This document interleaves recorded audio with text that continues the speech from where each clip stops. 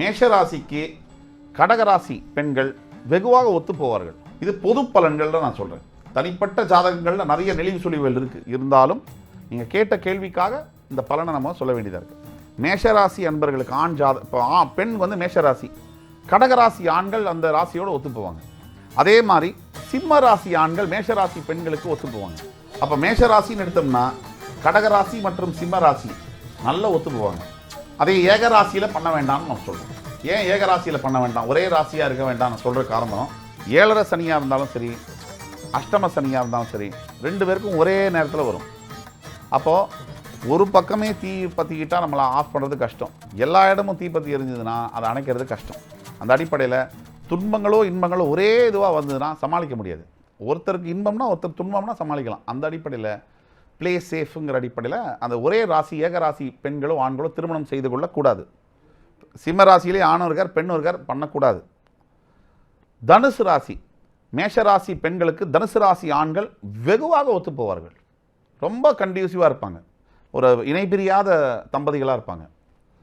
அதே மாதிரி மேஷராசி ஆண்களுக்கு மீனராசி பெண்கள் சற்று கொஞ்சம் எக்ஸப்ஷன், ஒரு ரொம்ப ஜாதகம் கவனமாக பார்த்து செய்ய வேண்டும்.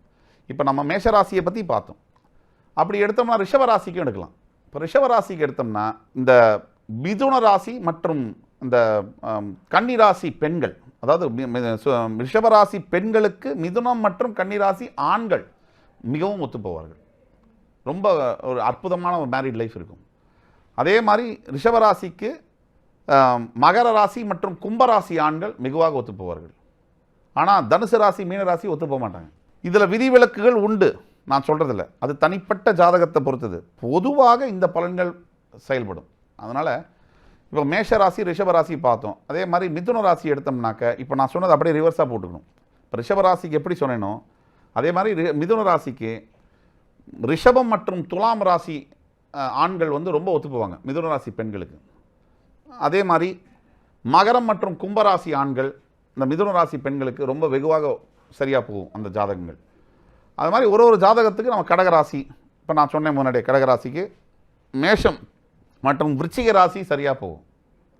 மேஷராசி ஆண்கள் மற்றும் விருச்சிக ராசி ஆண்கள் கடகராசி பெண்களுக்கு மிகவும் ஒத்து போவார்கள். அதே மாதிரி தனுசு ராசி மற்றும் மீன ராசியும் கூட கடகராசி பெண்களுக்கு ரொம்ப ஒத்து போவாங்க. இந்த பெஸ்ட் காம்பினேஷன் நம்ம சொல்லணும்னா கடகராசி பெண்களுக்கு மீனராசி ஆண்கள் ரொம்ப நல்ல பொருத்தம், அருமையாக இருக்கும், வெகுவாக பொருந்தும். தனுசு ராசி மற்றும் மீனராசி ரொம்ப நல்லா பொருந்தும். அது தனுசு ராசியோட ஸ்பெஷலாக மீனராசி ரொம்ப நல்லா பொருந்தும். இது ஒன்று. இதே மாதிரி சிம்ம ராசிக்கு எடுத்தோம்னா மேஷம் மற்றும் விருச்சிகம், அது தவிர தனுசு மற்றும் மீனம் பொருந்தும் சிம்மராசி பெண்களுக்கு. சிம்மராசி பெண்களுக்கு எக்காரணத்தை கொண்டும் சிம்மராசி ஆண்களை கல்யாணம் பண்ணி வச்சிடவே கூடாது. ஒரு வாளில் ஒரு கத்தி தான் இருக்கும், ஒரு வரையில் ஒரு ராஜா, இதில் ஒரு ஊருக்கு ஒரு ராஜா தான் இருக்க முடியும். சிம்மராசி பெண்களுக்கு சிம்மராசி ஆண்களை கல்யாணம் பண்ணி வச்சிட்டோம்னா யார் ராஜா வீட்டுக்கு அப்படிங்கிற குழப்பத்திலேயே 40 வருஷம் கழிஞ்சிடும்.